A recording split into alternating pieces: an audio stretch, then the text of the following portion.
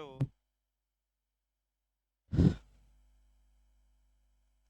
देखिए सीआरपीसी में आपका ये जमानत वाला चैप्टर अभी छोड़ा गया है, एक दो दिन बाद बताया जाएगा।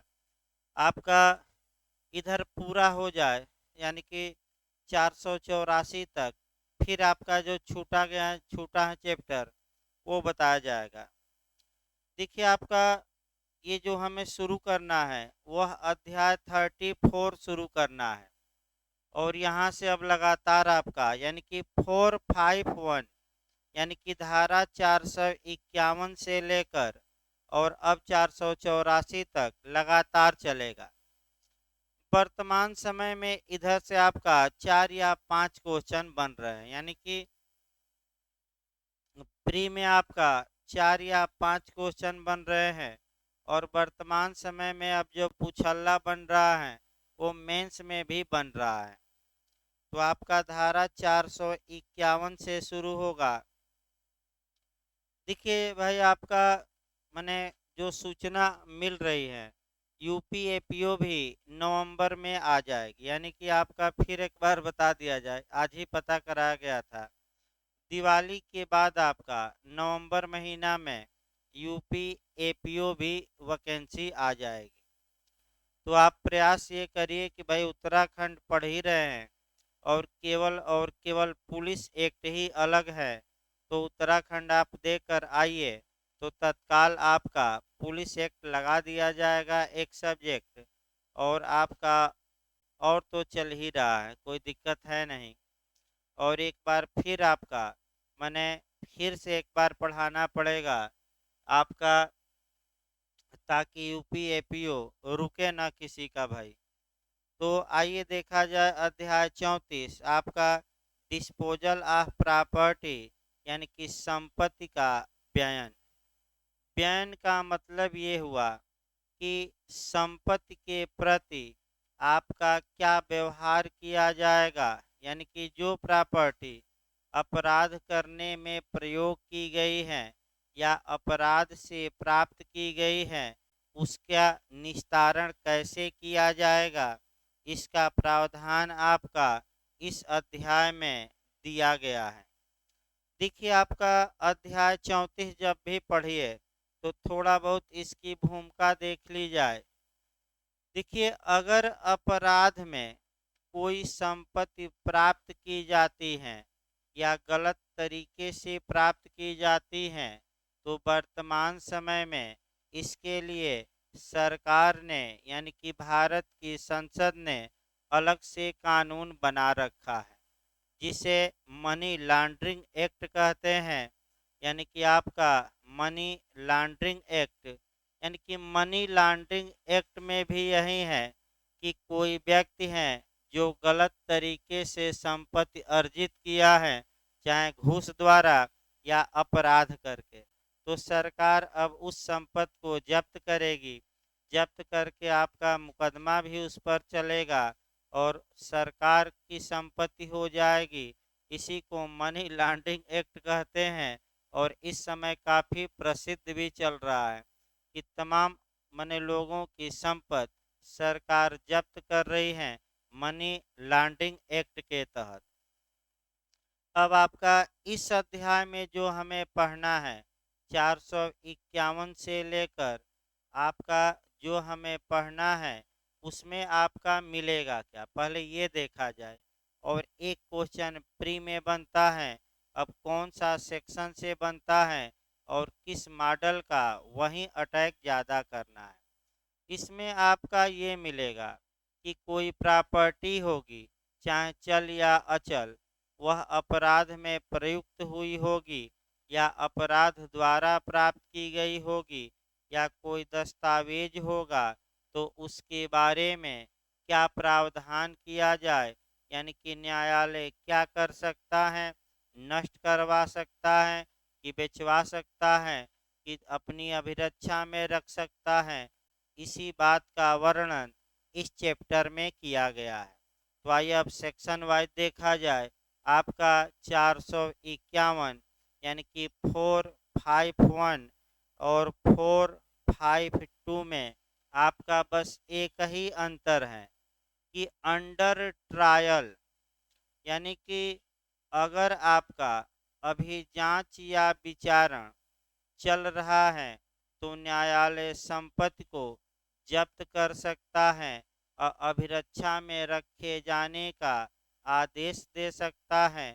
और जब जांच या विचारण समाप्त हो गया और अंतिम फैसला आ गया, तब संपत्ति को जब्त करने का न्यायालय आदेश देता है।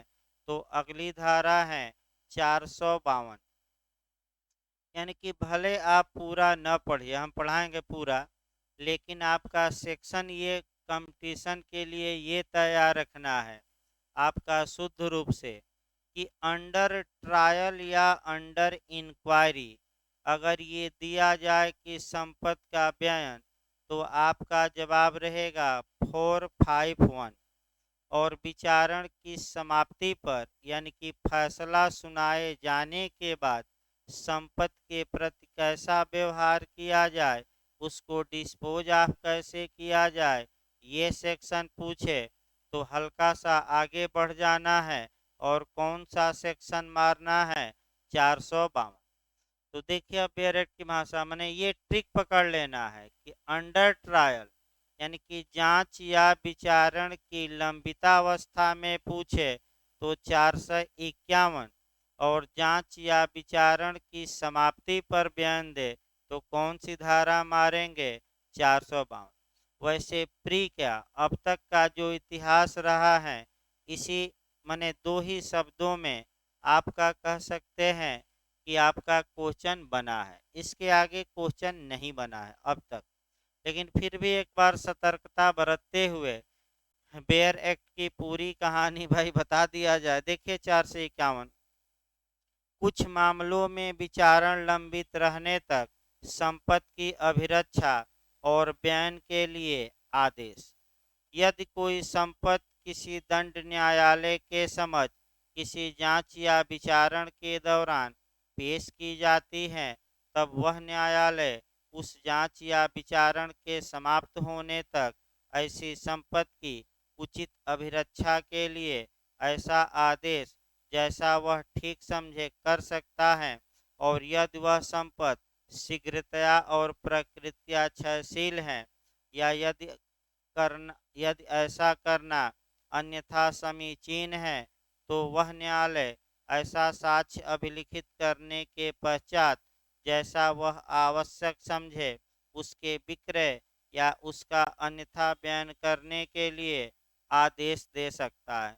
तो वहीं मैं दो लाइन आपका जानना है कि अगर कोई संपत्ति है, जांच या विचारण चल रहा है, उस दौरान न्यायालय में पेश की जाती है, तो न्यायालय क्या कर सकता है? तो पहला ये कर सकता है कि इस संपत्ति को सुरक्षित रखा जाए, उचित अभिरक्षा में रखा जाए, प्रॉपर कस्टडी में रखा जाए, ये आदेश दे सकता है। और अगर संपत्ति ऐसी है जो नेचर ही संपत्ति का है कि वह ज़्यादा दिन तक मैंने सुरक्षित नहीं रखी जा सकती, तो तुरंत बेचने का न्यायालय क्या दे सकता है? आदेश। तो आपका एक दो संपत्तियां ऐसी, जैसे कि मान लीजिए पनीर हो गया, आपका खोआ हो गया, या दूध हो गया, या ऐसी तमाम संपत्तियां जो ज़्यादा दिन तक सुरक्षित नहीं रखी जा सकती, तो क्या न्यायालय स्वयं खाएगा कि तुरंत बेचने का आदेश देगा? तुरंत। अभी आगे और बताया जाएगा, ये नहीं कि केवल इसी धारा में। लेकिन ये कब? जांच या विचारण के दौरान की समाप्ति पर, दौरान समाप्ति पर जैसे ही मैं बताऊंगा तो कौन सी धारा अप्लाई हो जाएगी? अगली धारा 452। एक पॉइंट केवल पकड़ना है, ज़्यादा नहीं। देखिए 452, विचारण की समाप्ति पर संपत्ति के बयान का आदेश, तो की धारा में 452। इसको ज़्यादा न पढ़िए। आइए आपका 453 से क्वेश्चन बना है। भाई चार जो जो कहा जाए बेर पर अंडरलाइन करिए, पूरा न पढ़िएगा, दो चार धाराएं छोड़ना भी है, ये नहीं कि पूरा पढ़ लीजिए। 453 से क्वेश्चन आपका बना है, अभियुक्त के पास मिले धन का निर्दोष क्रेता को संदाय। अब देखिए आपका अभियुक्त के पास मिले धन को निर्दोष क्रेता को संदाय का आदेश न्यायालय किस सेक्शन में कर सकता है, तो वह आपका 453 है। तो भले 451-52 याद न रहे, लेकिन जो चांस रहता है कौन सा क्वेश्चन बनने का, 453। पहले उदाहरण समझिए तब डायरेक्ट आसान हो जाएगा। एक ही घड़ी है, ध्यान, अंगूठी ही बनाइए भाई, क्योंकि इस समय माहौल चल रहा है ना भाई, थोड़ा माहौल को देखते हुए भी चलना है। अब भाई मौसम भी आ रहा है बरसाती मेढकों का तो ऐसी दशा में अब उदाहरण में भी क्या लाया जाए, चेंजिंग लाया जाए, सही रहेगा। मान लीजिए ए की अंगूठी है और बी ने इसे चुरा लिया, यानी कि बी ने इस अंगूठी की क्या की, चोरी। और बी गया और सी के पास और कहा कि हमें धन की आवश्यकता है, ये अंगूठी क्या करो तुम ले लो और 1000 रुपया हमें दे दो। तो सी ने सद्भावना पूर्वक यह विश्वास किया कि यह अंगूठी बी की है और बी से वह अंगूठी 1000 रुपये में खरीद लिया, तो सी दोषी क्रेता होगा कि निर्दोष क्रेता।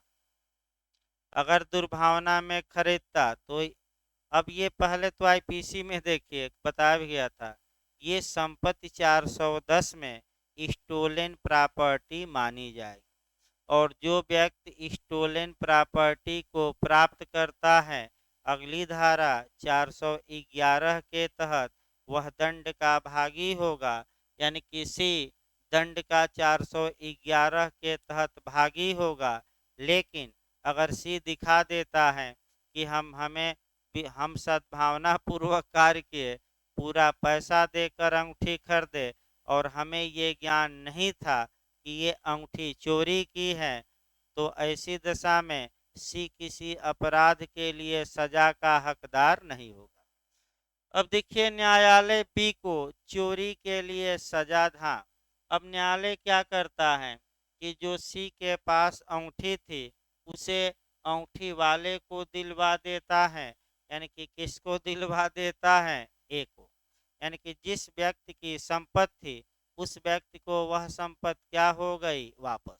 और न्यायालय बी को क्या करता है, तो बी को चोरी के लिए दंडित करता है और बी के पास से 1000 रुपया बरामद भी हुआ था।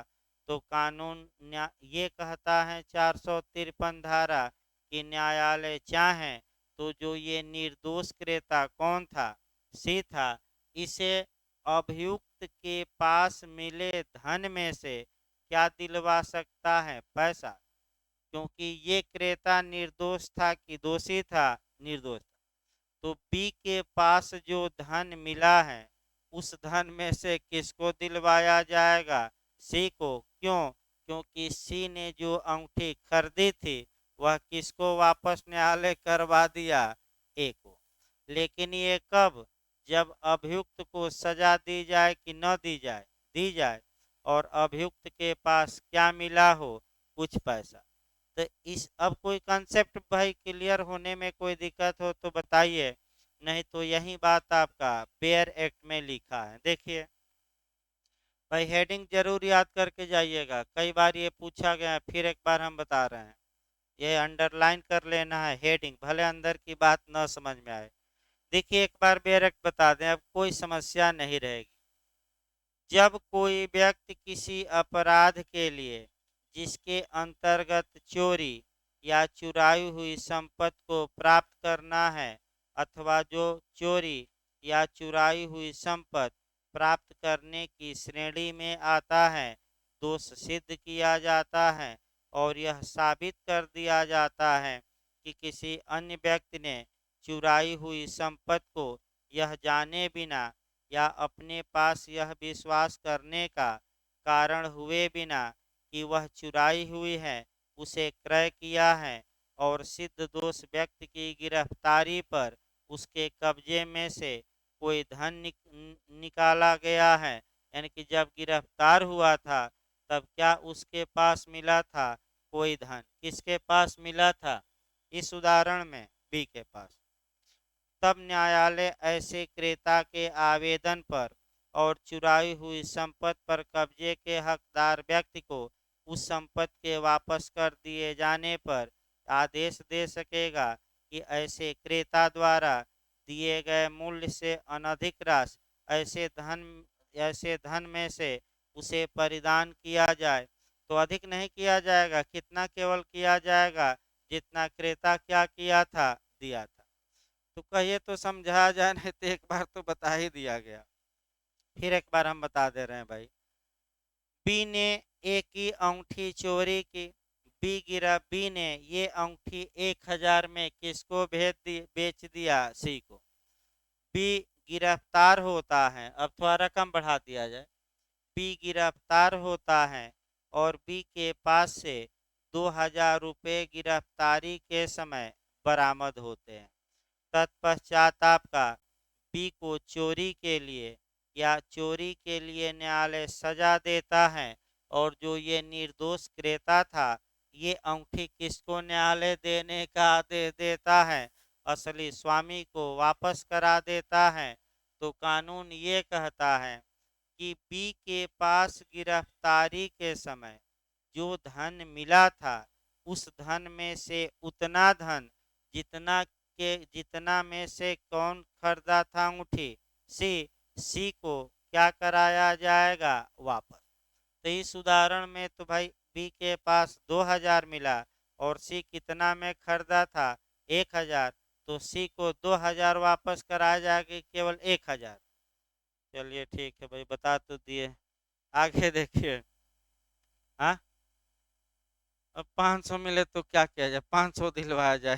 1 रुपये, 1 रुपया न मिले तो कुछ न दिलवाया जाए, बाद में मांग करे, बाद में मांग कर सकता है। देखिए फिर एक बार, अपकृत, फिर एक बार सही पूछ रहे हैं भाई, इसमें कोई शक नहीं है। और ये टाट में मामला जाएगा। और ये जो आप पूछ रहे हैं, इसको मैं एक जगह से और बता दूं, आप इसको जोड़ सकते हैं एविडेंस की धारा 43 से। यानी कि जो ये आप पूछ रहे हैं हल्का सा, ऐसा मामला आपका 43 में दृष्टांत में दिया गया है। लेकिन उतना न जानिए, बस एक लाइन जानिए, अगर सी से संपत्ति छिन गई है और सी को एक पैसा नहीं मिला, तो सी बी के खिलाफ सिविल वाद लाएगा और कहेगा कि बी से हमें क्या दिलवाया जाए, पैसा, क्योंकि मैं निर्दोष क्रेता था और मुझसे जो संपत्ति मैं लिया था, वो संपत्ति किसको दिलवा दी गई, मालिक को। अपकृत विधि में मुकदमा कर सकता है, याद रखिए। अगला देखिए 454, आपका पढ़ना नहीं है। अब 455 ज़्यादा पूछी जाती है। 455 यानी कि 453 के बाद जो सेक्शन आपको अच्छे से पढ़ना है वह 455 है, 455 है। और ये सेक्शन हमें लगता है कि सबसे ज़्यादा बार पूछा गया है। मैंने कंपटीशन में 453 तो भाई 1-2 बार पूछी गई है, 455 ज़्यादा पूछा गया है। अब क्यों ज़्यादा पूछा गया है, देखिए भाई, आपका अपमान लेखी और अन्य सामग्री का नष्ट किया जाना। तो सबसे पहले आपका 2 सामग्री यहाँ दी गई हैं, यानी कि इसका मतलब ये हुआ कि आपका 2-3 इसमें वस्तुओं का 2-3 वस्तुओं का उल्लेख किया गया है। पहले वह देखिए, पहले कंसेप्ट बनाइए भाई, तब आपका ये धारा चलेगी। देखिए आपका पहले तो अश्लीलता पर आया जाए, इसके बाद डिफमेशन यानी कि मानहानि पर आया जाए, और इसके बाद आपका इत्यादि देखा जाए। देखिए पहले अश्लीलता देखिए, और एक क्वेश्चन जो हम बता रहे हैं, उत्तराखंड ज़्यादा बनाता है ये क्वेश्चन, और जाकर पिछली बार जे में भी देख सकते हैं, एपीओ में भी, जो अब मैं कोरिलेट करके बता रहा हूँ, उत्तराखंड लगातार क्वेश्चन बनाता है। जो ये अश्लीलता होती है आपका, वह दंडनीय है। आपका 2 सेक्शन है, 292 और 293। तो अब क्वेश्चन कैसे बना है, अश्लीलता कहाँ दंडनीय है, 292 में आपका केस पूछा जाता है कि हिकलिन का वाद, भाई रट कर जाइए, उत्तराखंड यही पूछा जाता है, हिकलिन। तो हिकलिन का वाद आईपीसी की किस धारा से संबंधित है, तो 292 किससे रिलेटेड है, किस विषय से, अश्लीलता से। अश्लीलता की परिभाषा किसमें दी गई, हिकलिन के वाद में। और ऐसी दशा में आपका 292। अब यूपीएपीओ का मॉडल आइए, पूछा गया है कि तरुण व्यक्ति को अश्लील सामग्री बेचना, तो तरुण कौन होगा, यानी कि आपका एज पूछा गया था एपीओ में, तो एक सेक्शन आगे बढ़ जाना है, 293। तो बताइए कितने साल से कम को तरुण माना जाएगा, 18 की, 20 की, 21 की, इसमें से कोई नहीं, 20। इसीलिए पूछा जाता है कि लोग 18 मारेंगे, 21 मारेंगे, लेकिन फिर बता दे तरुण कितने से कम हो, 20। यानी कि 20 साल से कम के व्यक्ति को अगर अश्लील सामग्री बेचते हैं तो किस सेक्शन में दंडनीय होगा, अभियुक्त 293। भाई रट कर जाइए, एक क्वेश्चन यहाँ से निश्चित बनता है आईपीसी। अब आइए आपका एक उदाहरण बनाया जाए और तब आपका सेक्शन शुरू किया जाए। दो उदाहरण पहले बताए हम। ए एक व्यक्ति हैं, अश्लील सीडी रखा है, पुलिस ने छापा मारा, ए पकड़ा गया, ए पर मुकदमा चला, सीडी अश्लील जब्त हो गई और ए को दोष सिद्ध किया गया। तो आपको दिमाग में ये ले आना चाहिए कि ये जो 10 रुपया की सीडी मिलती है अश्लील, उसका क्या होगा, तो उसका ये होगा कि 455 के तहत न्यायालय उसे नष्ट करने मतलब नुकसान पहुंचाने, यानी कि पूरी तरह जलाकर राख कर देने, यानी कि राख ना समझिए, बस नष्ट समझिए, किसका आदेश देगा, नष्ट करने का, कि सीडी को क्या किया जाए, नष्ट। अब आइए दूसरा उदाहरण देखिए, इसी पर आपका दूसरा केस सही चला जाए और अच्छा रहेगा, ताकि कोरिलेशन भी होता रहे और आईपीसी में भी कुछ क्वेश्चन निकलता रहे। अभी राजस्थान में ये क्वेश्चन आया था, रणजीत उड़ेसी, रटे रहिए, दूसरा केस 292 पर भारतीय बताया जा रहा है आईपीसी में। रणजीत उड़ेसी का केस है। देखिए इसमें क्या हुआ, एक व्यक्ति एक अश्लील किताब लिखा और वह पकड़ा गया, तत्पश्चात उस पर मुकदमा चला और वह दोष सिद्ध हुआ। अब ये है कि जो अश्लील पुस्तक, किताब, वीडियो, सीडी, पिक्चर जो भी हो वह मिला है, तो वह क्या किया जाता है, तो 455 सीआरपीसी के तहत अंत में न्यायालय नष्ट करने का क्या देता है, आदेश। तो किस धारा में देता है, 455। अब एक मानहानि का बना दिया जाए। मान लीजिए ए ने बी को एक पत्र लिखा और उस पत्र में अपमानजनक बातें थी, तो भाई मानहानि का अपराध किस धारा में परिभाषित है, 499 आईपीसी। सजा किसमें है, 500, 501 और 502। तो मान लीजिए ए, भाई आपका अपमानजनक बातें लिखने के जुर्म में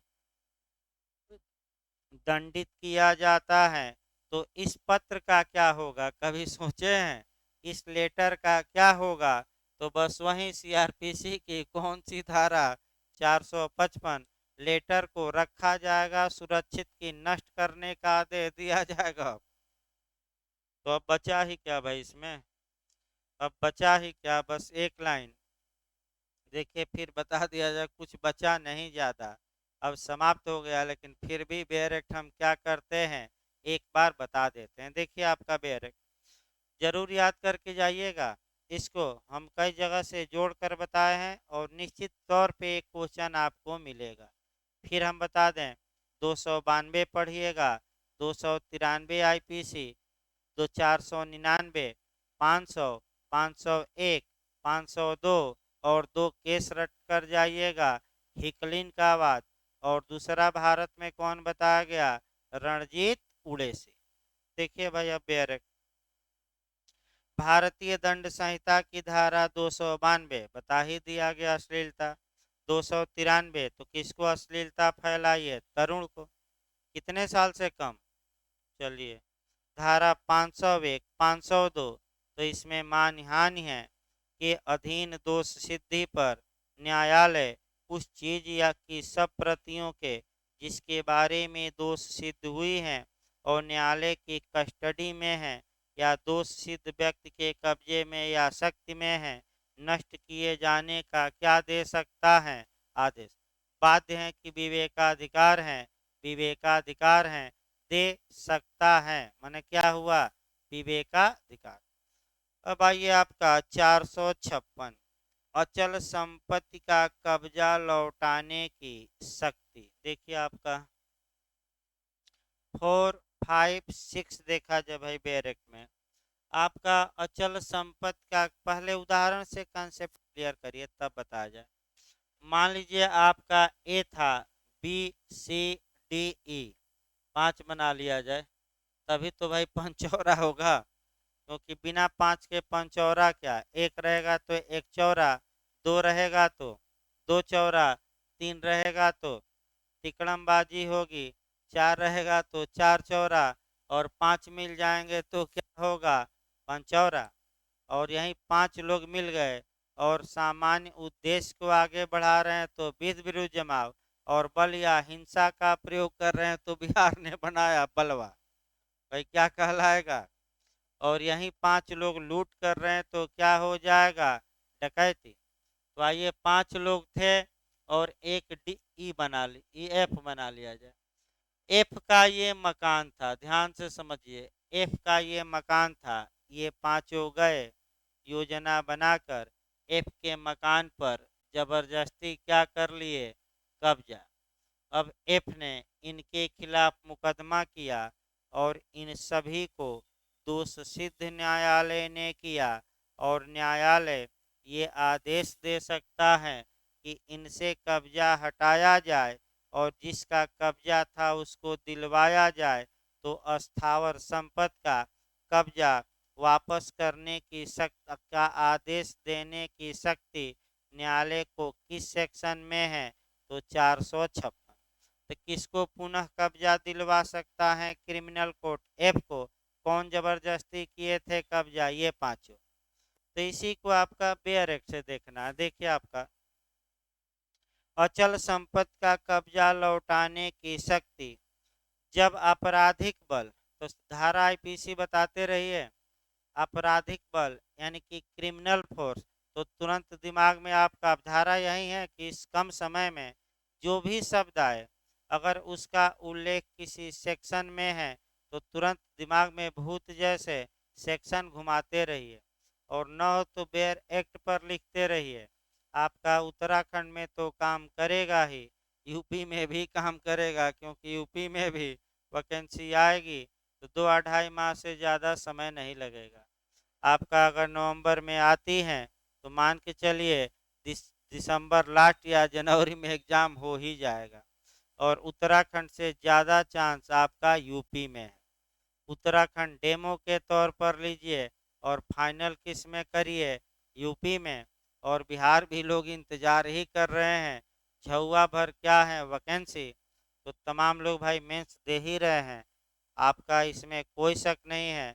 और 1500 लोग मेंस देंगे, यानी कि 1500-1600 क्या करेंगे भाई। हमारे यहाँ जो ऑनलाइन क्लास चलता है 60% लोग बिहार के पढ़ते हैं, मैं बता दूं। यानी कि बिहार के हर एक जिले में जाकर ला वालों से पूछिए तो काफ़ी एडमिशन बिहार से हैं। और 60% लोग हमारे यहाँ आपका कह सकते हैं कि ऑनलाइन क्लास में बिहार के ही पढ़ते हैं। देखिए आपका 456 जब आपराधिक बल, तो आपराधिक बल यानी कि कौन सी धारा, तो फिर आईपीसी गौर करना है, बल या फोर्स की परिभाषा किस धारा में? 349 में। और एक कदम आगे बढ़ जाइए, अगर इस बल का प्रयोग अपराध के लिए किया जाए तो ये क्रिमिनल फोर्स होगा। और एक धारा आगे बढ़ जाना है, 350 350। तो बल किस में परिभाषित है? 349 आपराधिक बल। 350 कब ये बल आपराधिक बल कहलाएगा? जब इस बल का प्रयोग किसके लिए किया गया हो? अपराध करने के लिए। चलिए आगे देखिए, या बल प्रदर्शन या आपराधिक अभित्रास। आपराधिक अभित्रास यानी कि 503, यानी कि कौन सी धारा? धमकी देना। 503 से युक्त किसी अपराध के लिए कोई व्यक्ति दोष सिद्ध किया जाता है और न्यायालय को यह प्रतीत होता है कि ऐसे बल द्वारा या बल के प्रदर्शन द्वारा या धमकी द्वारा कोई व्यक्ति किसी अचल संपत्ति से बेकब्जा किया गया था, तो न्यायालय उचित समझे तो ऐसे लोगों से उसे कब्जा क्या दिलवा देगा? वापस। तो भाई उदाहरण बताया ही गया और 5 लोगों का बताया गया। अब देखिए 457, संपत्ति के अभिग्रहण पर पुलिस द्वारा प्रक्रिया। अब यहाँ जो आपका पढ़ना है, आपका इन तीनों धाराओं से भी खूब क्वेश्चन यूपी में बना है, जे में भी बना है, एपीओ में भी बना है। पहले कुछ को रिलेट कर लिया जाए और तब आपका मैंने इसको पढ़ा जाए। जब भी आप कोरिलेट करिए तो थोड़ा बहुत दायरा हम भी सीमित कर रहे हैं, और कोरिलेशन केवल आपका सीआरपीसी में होगा, और आपका दूसरा आपका होगा ये पुलिस एक्ट में उत्तराखंड, और तीसरा आपका माने दूसरा सीआरपीसी। अब सीआरपीसी में आइए, सीआरपीसी की किस धारा के तहत पुलिस संपत्ति को अपने अभिग्रहण में ले सकती है? तो वह धारा है 102 102, मेंस में भी आ चुका है। यानी कि अगर कोई संपत्ति पर संदेह है कि यह चुराई हुई है या अपराध में प्रयुक्त है, तो पुलिस को ये पावर है कि वह उसे अपने पजेशन में ले ले, अपने कब्जे में ले ले, यानी कि अपनी अभिरक्षा में ले ले। तो सीआरपीसी की कौन सी धारा? 102, ये पूछा जा चुका है। अब आपका उत्तराखंड पुलिस अधिनियम पढ़ा दिया जाए, तब सीआरपीसी की धारा ये लास्ट में हम चलेंगे 457। हो सकता है भाई चांस है आने का, फिर मैं बता दूं। उत्तराखंड पुलिस अधिनियम 2007 की धारा 39 के क्लाज 2 रट कर जाइएगा। 39 का कौन सा क्लाज? 2 में यह प्रावधान किया गया है कि जो लाबादा या लावारिस यानी कि बिना क्लेम वाली या अदावित, भाई जो बैरक में लिखा है क्या लिखा है? अदावित। अदावित मतलब कि जिस पर कोई दावा नहीं। ऐसी चल की अचल हम बताए थे, चल अचल नहीं भाई, केवल कौन सी? चल। अदावित चल संपत्ति को पुलिस अपनी अभिरक्षा में लेगी, अपना अभिग्रहण करेगी और इसकी लिस्ट बनाकर एसपी साहब को भेजेगी, और इसकी सूचना अधिकारिता रखने वाले न्यायिक मजिस्ट्रेट को देगी, और न्यायिक मजिस्ट्रेट के आदेश के अनुसार उस संपत्ति का बयान किया जाएगा। कौन सी धारा है? 39 का कौन सा क्लास? 2। और इसकी प्रक्रिया आपका 46 में दी गई है कि पुलिस क्या करेगी, तो किसको भेजेगी? एक तो लिस्ट एसपी को, और फिर न्यायालय को सूचित करेगी। और अब यूपी आ जाए, चूंकि यूपी भी भाई देखना है, तो आपका उत्तर प्रदेश का देखा जाए, पुलिस अधिनियम 1861, जो आपका उत्तराखंड एपीओ के बाद पढ़ाना ही पड़ेगा, क्योंकि तब तक हो सकता है कि यूपी की वैकेंसी क्या हो जाए, आ जाए। और मैं बता दूं जैसे ही आएगा तो 1/3 लोग उत्तराखंड का मूड जो बनाए हैं वो बैक कर लेंगे। यानी कि जो तैयारी किए हैं प्रयत्न से पहले ही अपना विचार क्या कर देंगे, बदल देंगे। एक तिहाई लोग नहीं जाएंगे, लेकिन कब? जब 21 नवंबर के पहले यूपीएपीओ आ जाए। चांस है पूरा, अभी आज ही पता कराया गया था, पूरा चांस है। यानी कि नवंबर में आपका आ जाएगी वैकेंसी। जे भी लगा है हो सकता है दिसंबर या जनवरी में आए, लेकिन एपीओ के लिए प्रक्रिया आयोग में शुरू हो चुकी है।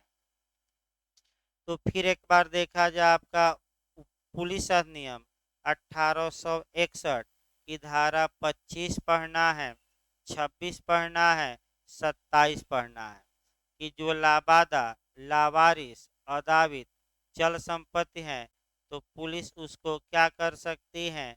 अपनी अभिरक्षा में ले सकती है। और अभिरक्षा में ले ली है तो उसका निस्तारण कैसे किया जाएगा, उसको डिस्पोज ऑफ कैसे किया जाएगा, क्या प्रक्रिया अपनाई जाएगी, ये पुलिस अधिनियम भी बताता है और सीआरपीसी भी। तो सीआरपीसी की कौन कौन सा सेक्शन बताएगा? तो 457, 458 और 459। देखिए आपका क्वेश्चन इधर से ज़्यादा बना है, थोड़ा सतर्क रहना है। 459 से भी टेक्निकल क्वेश्चन बना है, 457 से भी और 458 से भी। तो पहले बेयर एक्ट बताया जाए और तब जो क्वेश्चन आए हुए हैं प्री में उसको बताया जाए।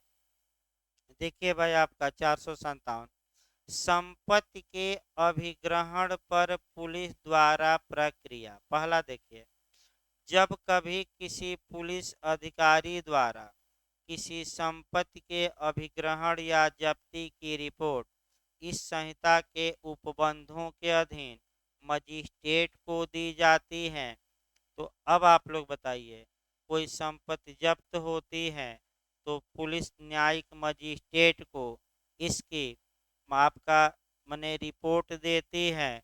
तो किस धारा में है कि आपका पुलिस जब्त संपत्ति की रिपोर्ट देगी, लिस्ट बनाकर भेजेगी?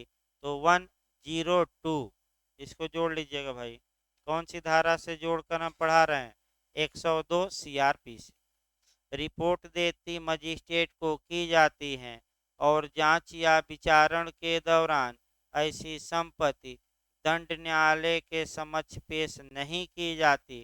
यानी कि इंक्वायरी और ट्रायल चल रहा है, लेकिन पुलिस ऐसी संपत्ति को न्यायालय में पेश नहीं करती। देखिए आगे तब उदाहरण बताया जब तो मजिस्ट्रेट ऐसी संपत्ति के बयान के या उस पर कब्जा करने के हकदार व्यक्ति को ऐसी संपत्ति का परिदान किए जाने के बारे में, या यदि ऐसा व्यक्ति अभिनिश्चित नहीं किया जा सकता, तो ऐसी संपत्ति की अभिरक्षा और पेश किए जाने के बारे में ऐसा आदेश दे सकता है जो उचित हो। तो एक वाहन को ही जब्त कराया जाए, लावारिस इधर उधर क्यों जाएगा?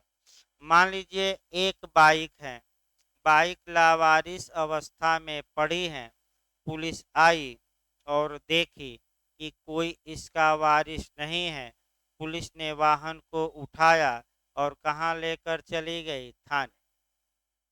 तो जितनी वस्तुएं थाने में जब्त होकर आती हैं उनका उनको दर्ज किया जाता है एक रजिस्टर पर, और वह जो रजिस्टर होता है वह जीडी कहलाता है, जनरल डायरी या रोजनामचा आम, या जीडी स्टेशन डायरी या साधारण डायरी। ये भी आपका सतर्क रहना है, क्या कहलाता है? तो जब तक जीडी में दर्ज नहीं है तब तक तो थानेदार से मामला क्या हो जाएगा? निपट जाएगा।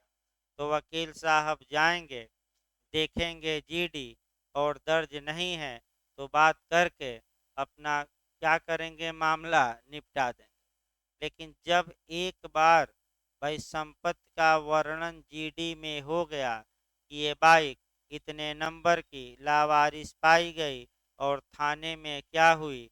लाई गई, तब मामला 457 सीआरपीसी लागू होगा, 102 लागू होगा।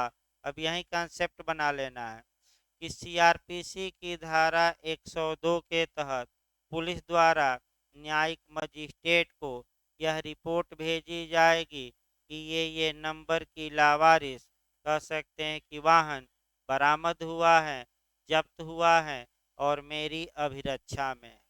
तो 457 कहती है कि ऐसी दशा में अब मजिस्ट्रेट के पास जब रिपोर्ट पहुंच गई तो मजिस्ट्रेट क्या करेंगे, तो मजिस्ट्रेट साहब क्या करेंगे, यही बात किसमें बताई गई है, आपका कह सकते हैं कि 477। तो 477 ये बताता है कि अगर वह संपत्ति मजिस्ट्रेट के समक्ष पेश नहीं की जाती, तो आप लोग खुद बताइए, क्या वाहन लाकर मजिस्ट्रेट के सामने पेश किया जाता है, ट्रक का गाड़ी नहीं, बस रिपोर्ट क्या की जाती है, भेज दी जाती है। तो मजिस्ट्रेट क्या करेंगे, तो अगर कोई व्यक्ति है उस पर कब्जे का हकदार है तो कागज पत्तर लाए और वाहन को रिलीज करने का क्या देंगे, आदेश। भाई आप अपना कागज मजिस्ट्रेट के पास लाइए, दिखाइए कि मेरी बाइक है, मजिस्ट्रेट संतुष्ट हो गया तो थानेदार को आदेशित करेगा कि ये बाइक इन्हें दे दी जाए क्योंकि ये इनके क्या हैं, स्वामी। और कोई हकदार व्यक्ति नहीं मिला तब क्या करेंगे, तो जैसा उचित हो वैसा आदेश देंगे, लेकिन हकदार नहीं मिलता है तो आगे प्रक्रिया हम बताएंगे अगली धारा में, अभी नहीं, पहले दूसरा खंड हो जाए, माने कैसे क्या प्रक्रिया अपनाई जाएगी। देखिए दूसरा खंड, यदि ऐसा हकदार व्यक्ति ज्ञात है तो वह मजिस्ट्रेट उसे उन शर्तों पर जो मजिस्ट्रेट ठीक समझे सामान या वस्तु परिदत्त किए जाने का आदेश दे सकता है। यानी कि मैं बताया है कि अगर ऐसा व्यक्ति ज्ञात है, यानी कि कोर्ट में आया, कागज पत्तर पेश किया, ये मैंने ये साबित कर दिया कि ये वाहन मेरा है, तो आदेश दिया जाएगा कि वाहन तुम क्या करो, ले लो। अगर ऐसा व्यक्ति अज्ञात है, यानी कि किसका वाहन है ये पता ही नहीं है, तो मजिस्ट्रेट उस संपत्ति को निरुद्ध कर सकता है और ऐसी दशा में एक उद्घोषणा जारी करेगा जिसमें उस संपत्ति की अंगभूत वस्तुओं का विनिर्दिष्ट हो और जिसमें किसी व्यक्ति से जिसका उसके ऊपर दावा है यह अपेक्षा की गई हो कि वह उसके समक्ष हाजिर हो और ऐसी उद्घोषणा की तारीख से 6 मास के अंदर अपने दावे को सिद्ध करे। तो समय याद रखना है, कितने मास के अंदर, 6 मास। फिर एक बार समझ लीजिए बाइक वाले पर ही, बाइक बरामद हुई, न्यायालय में पुलिस ने रिपोर्ट भेजी न्याय मजिस्ट्रेट के पास, मजिस्ट्रेट के पास कोई ऐसा व्यक्ति नहीं आया जो हकदार हो, तो मजिस्ट्रेट एक प्रोक्लेमेशन, एक उद्घोषणा, एक सार्वजनिक घोषणा जारी करेंगे कि जो भी व्यक्ति इस बाइक का हकदार है वह हमारे पास आए और आकर अपना हक क्या करे, साबित। तो बताइए कितना समय दिया जाता है हक साबित करने के लिए, वही याद करना है, कितने समय, 6 माह, 6 मंथ, याद रखिएगा, यही पूछा जाता है। अब 458 देखिए, जहां 6 माह के अंदर कोई दावेदार हाजिर न हो तब क्या होगा, तो आपका 6 माह के अंदर अगर कोई नहीं आया तो क्या होगा, तो 6 माह बाद वह संपत्ति न्यायालय के आदेश से बेची जाएगी और पैसा राजकोष में रखा जाएगा। बस एक लाइन, भाई 6 माह में नहीं कोई आता तो क्या होगा, वह संपत्ति स्वयं पुलिस बेच देगी कि न्यायालय के आदेश से, और पैसा कहाँ रखा जाएगा, राजकोष में, यानी कि राज्य सरकार के बयानाधीन। राजकोष मतलब क्या, राज्य सरकार के बयानाधीन। अब एक उदाहरण देखिए, इसी में आपका घोटाला होता है। देखिए भाई आपका दो उदाहरण अभी, क्योंकि अभी जानवरों को भी पकड़ना है और जानवरों के लिए भी काम की करना है, तो जानवर के लिए अगली धारा भी बची है जो लगातार पूछी जाती है।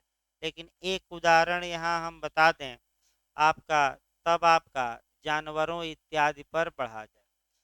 मान लीजिए कि एक बाइक नई बरामद हुई, मजिस्ट्रेट ने आपका उद्घोषणा जारी किया, कोई 6 माह में नहीं आया, तो अब नीलाम होगा और नीलाम करके बेचने का आदेश दिया जाएगा।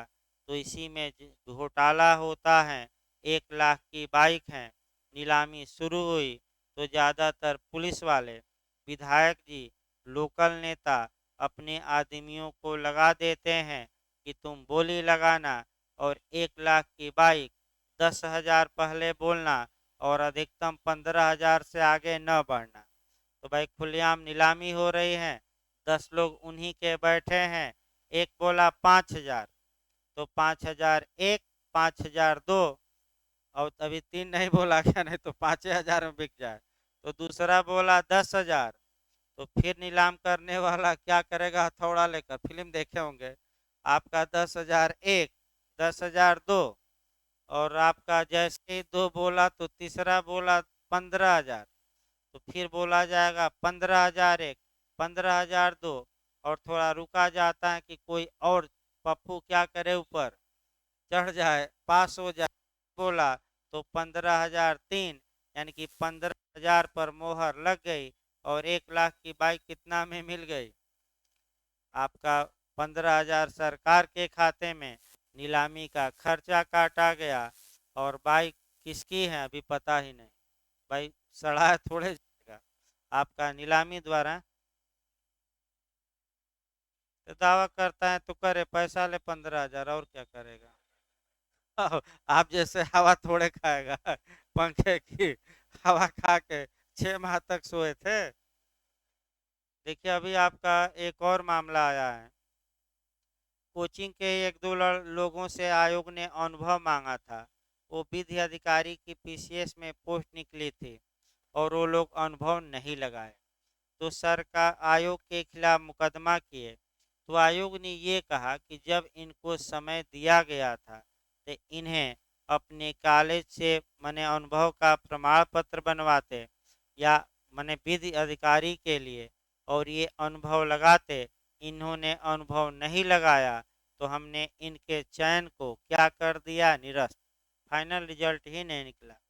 अब सिंगल बेंच से आयोग जीत गया है, लोग डबल बेंच में गए हैं। तो भाई इसका मतलब ये हुआ कि जब एक बार आपको मौका दिया गया तो उस मौके का लाभ उठाइए, और लाभ नहीं उठाए तो आयोग बार बार मौका नहीं देगा। हार गए हैं लोग।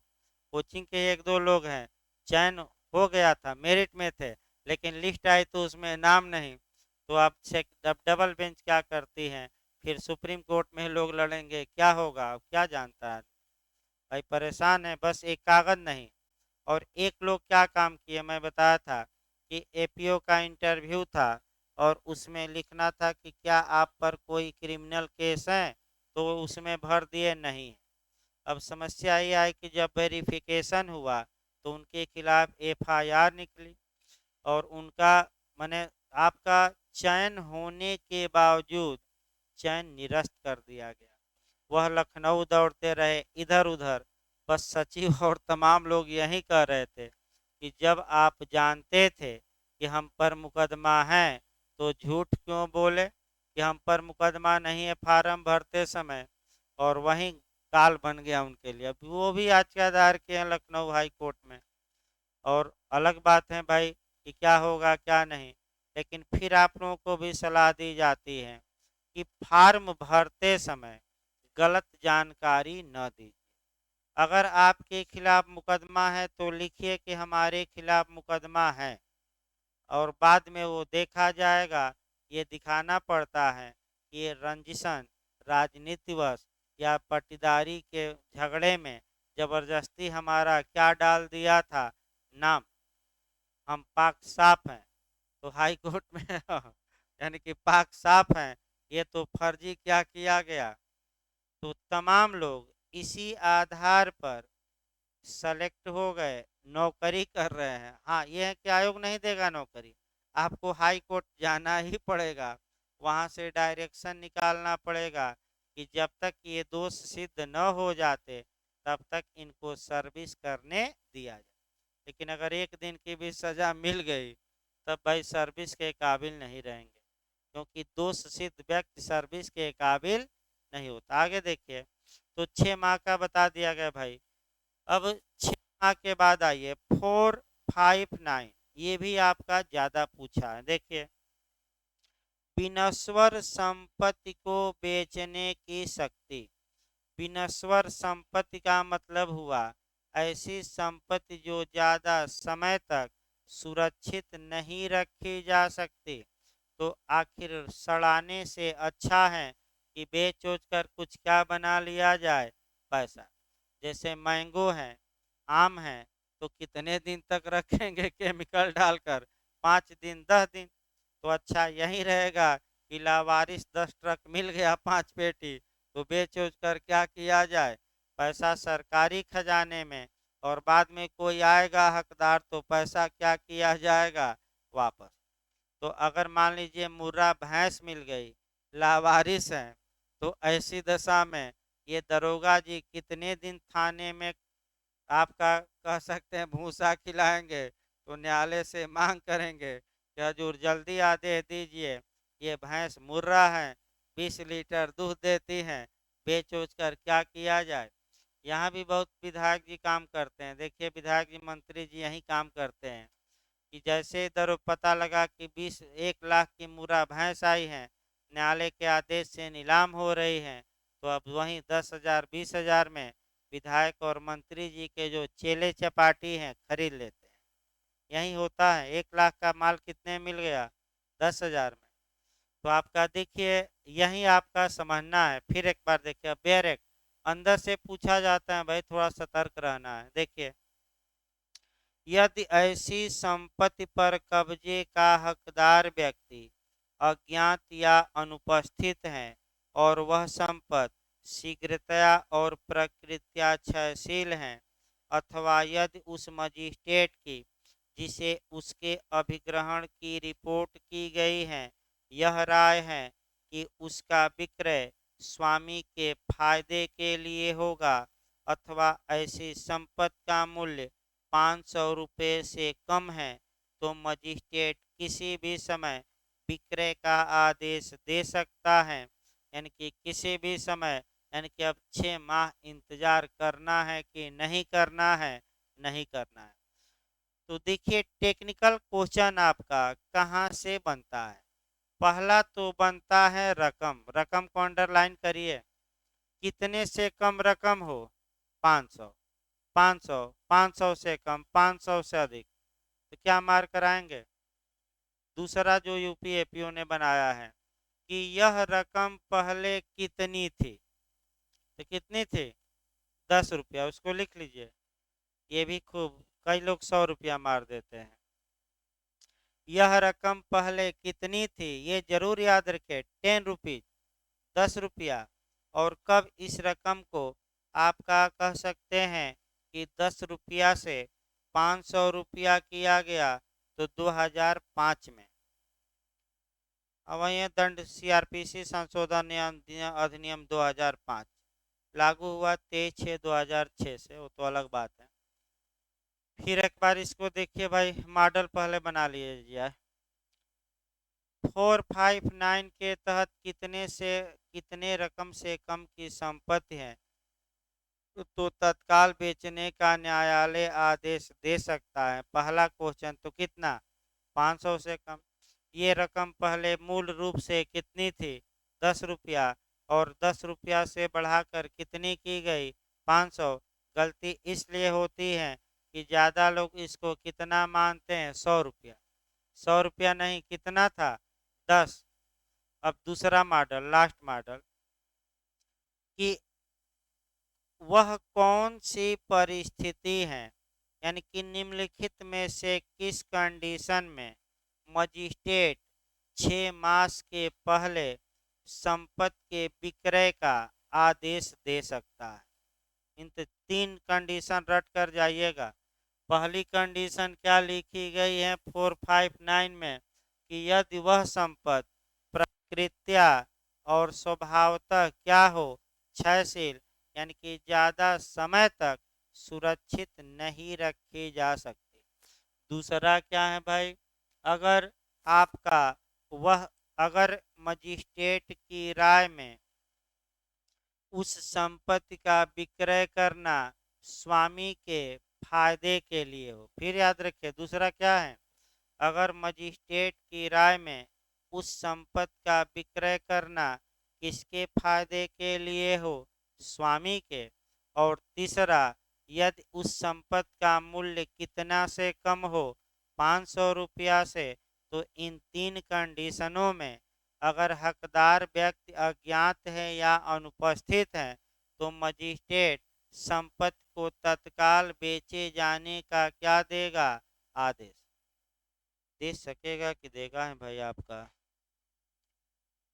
सकता ही होगा हमें, हाँ सकता है भाई, बाद नहीं है, देगा नहीं, दे सकेगा। फिर एक बार लास्ट में हम बता रहे हैं, वह कौन सी परिस्थिति है जहाँ की आपका 6 माह पहले या तत्काल अभिग्रहित संपत्ति की विक्रय का मजिस्ट्रेट आदेश दे सकता है। तो पहला देखिएगा, संपत्ति प्रकृत्या क्षयशील हो, स्वभावतः क्षयशील हो। दूसरा क्या है, मजिस्ट्रेट की राय में अगर विक्रय कर दिया जाए तो स्वामी को इस समय लाभ होगा कि हानि, लाभ होगा। और तीसरा, मूल्य कितना से कम है, 500 से, तो तुरंत विक्रय का क्या दिया जाएगा, आदेश। जैसे कि मान लीजिए प्याज मिल गई, 20 रुपया किलो चल रही थी और 2 दिन में 40 रुपया किलो हो गई, 50 रुपया। तो मजिस्ट्रेट की राय है कि अब बेच दिया जाए। तो स्वामी जब आएगा तो उसको क्या मिलेगा, फायदा। तो प्याज न रख के क्या किया जाए, देखिए थोड़ा दिक्कत आ रही है क्योंकि कुछ कार्यवश भाई दिन भर हम भी आज गाड़ी ही चलाते रह गए कुछ व्यक्तिगत कारणों से, और बोलने में भी थोड़ा दिक्कत आ रही है क्योंकि आपका 3 साढ़े 3 बजे हल्का सा खाना खाया आदमी, इसीलिए थोड़ा लेट भी हो गया। तो अगला क्लास कल चलेगा भाई, आपका जबरदस्ती न खींचा जाए। अगला क्लास आपका पढ़ कर आइएगा 460 से लेकर जहाँ तक हो जाए, तो अगला क्लास कल चलेगा, क्योंकि भाई जबरदस्ती चलाना सही नहीं है।